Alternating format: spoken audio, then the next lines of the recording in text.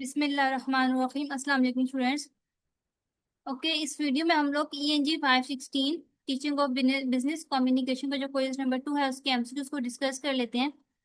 Okay, MCQs number 1 देखिए। In the category of language learning styles and strategies the dash implies strategies concern with searching for and communicating meanings. ठीक है, तो वो परसीवर्स होते हैं। ठीक है, इस तरह से होते हैं कि लैंग्वेज लर्निंग और लैंग्वेज लर्निंग स्टाइल और स्ट्रैटेजीज में ना परसीवर्स ही ऐसे लर्नर्स होते हैं जो फोकस करते हैं एक्सप्लोरिंग एक्सप्लोरिंग पर। ठीक है, सर्चिंग पर या मीनिंग को कम्युनिकेटिंग मीनिंग पर जो है फोकस कर रहे होते हैं। और ये ज्यादातर जो है ना वो ओपन और फ्लेक्सिबल होते हैं और इंटरेस्टेड होते हैं इन अंडरस्टैंडिंग आइडियाज या messages rather than only following fixed rules. ठीक है, तो ये परसीवर्स होते हैं, इसका आंसर परसीवर्स है।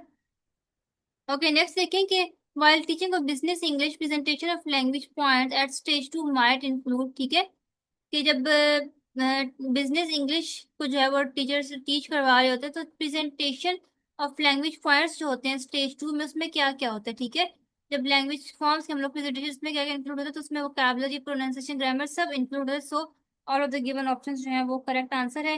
नेक्स्ट हमारे पास आता है a business English model includes the following flexible stages except. तो उसमें हमारे पास आ जाता है कम्युनिकेशन। ठीक है, कम्युनिकेशन के अलावा जो बाकी लाइक है ना, ठीक है, वो जो होते हैं इंक्लूड्स होते हैं। ठीक है, stage practice, output, analysis. Okay, next देखिए। In business English authentic material are text which have not been produce specifically for dash use to classroom, क्योंकि ऑथेंटिक मटेरियल जो होता है ना वो रियल लाइफ टेक्स्ट होता है and that were not specifically created for classroom teaching. ठीक है, उसमें हमारे पास न्यूज़पेपर्स आ जाते हैं, बिजनेस ईमेल्स, रिपोर्ट्स वगैरह, एडवर्टाइजमेंट या कंपनी डॉक्यूमेंट्स वगैरह जो है हमारे पास आ जाते हैं। ओके, नेक्स्ट एमसीक्यू हमारा है which of the following is a description of a problem और decision faced by a company business. तो वो हम लोग के जो है केस स्टडी में हम लोग इसको स्टडी करते हैं। केस स्टडी हमारे पास एक डिटेल डिस्क्रिप्शन होती है ऑफ अ रियल और स्टेमुलेटेड प्रॉब्लम और decision faced by a company organisation. ठीक है, और इसको यूज किया जाता है for business and education to analyse situation and discuss possible solutions. ठीक है, तो हमारे पास केस स्टडी होता है, ये इंपॉर्टेंट क्वेश्चन भी है। ठीक है, आपने इसको ना अपने हैंडनोट्स में अच्छे से रीड करना है। ओके, नेक्स्ट हमारे पास इन बिजनेस इंग्लिश अब case studies a dash of problem और डिसीजन फेस बाय कंपनी, तो डिस्क्रिप्शन है। ठीक है, हम लोग पढ़ के वही वाला सेम रिपीट हुआ है। ओके, नेक्स्ट हमारे पास आता है during the choice of course books for teaching business English dash of book is a की इशू। ठीक है, तो ऑथेंटिसिटी होता है। ठीक है, यानी कि जब बुक्स कोर्स बुक सेलेक्ट कर रहे होते हैं ना बिजनेस इंग्लिश की, तो सबसे इंपॉर्टेंट फैक्टर ऑथेंटिसिटी होता है। ठीक है, ऑथेंटिसिटी को चेक करना चाहिए कि जो मटेरियल है वो ऑथेंटिक होना चाहिए, लाइक वो रियल लाइफ बिजनेस कम्युनिकेशन को रिफ्लेक्ट करे, जैसे कि ईमेल्स, रिपोर्ट्स वगैरह, मीटिंग है। ठीक है, और ये इंश्योर करता है कि learner are prepare for actual work place situation. ठीक है, तो ऑथेंटिसिटी जो है वो एक इंपॉर्टेंट फैक्टर होता है जब हम लोग कोई भी बिजनेस इंग्लिश कोर्स जो है वो सिलेक्ट कर रहे होते हैं तो। ओके, नेक्स्ट आता है कि in business English examples of print authentic items include except. तो उसमें हमारे पास आ जाता है हिस्ट्री। ठीक है, हिस्ट्री के अलावा जो बाकी तीन है वो होते हैं ऑथेंटिक आइटम्स में जो है वो इंक्लूड होते हैं। ठीक है, ओके, क्योंकि हिस्ट्री जो होती है ना वो like authentic business English item नहीं है, as it is not directly related to work place, so history जो होता है वो हमारे पास इंक्लूड नहीं है।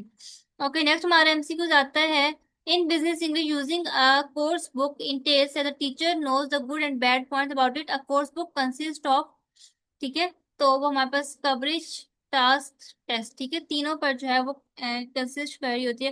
कवरेज में हमारे पास आ जाता है topics and syllabus areas, task में हमारे पास एक्टिविटी एक्सरसाइजेज जो होती हैं लर्नर्स की बुक्स में, और टेक्स्ट यानी कि जो रीडिंग या लिसनिंग मटेरियल उसमें होता है वो।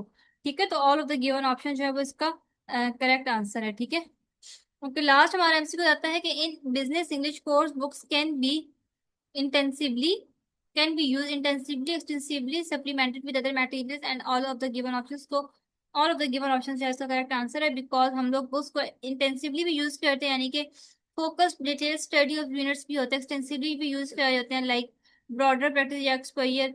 ठीक है, सप्लीमेंटेड विद अदर मटेरियल्स, क्या ऑथेंटिक टेक्स्ट या आर्टिकल्स वगैरह वीडियोस भी उनके साथ हम लोग जो है वो यानी कि सप्लीमेंटेड मटेरियल को भी उनके साथ हम लोग यूज कर रहे होते हैं। ठीक है, so all of the given option जो है उसका करेक्ट आंसर है।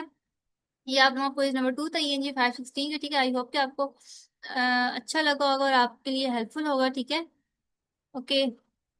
और अगर आप लोग किसी असाइनमेंट का सोल्यूशन, जीडीपी का सोल्यूशन चाहिए हो ना, तो काइंडली मेरे व्हाट्सएप नंबर पर उसकी क्वेश्चन मुझे सेंड कर दिया करें, ताकि मेरे लिए पॉसिबल हो सके कि मैं उसकी वीडियोस बना सकूँ।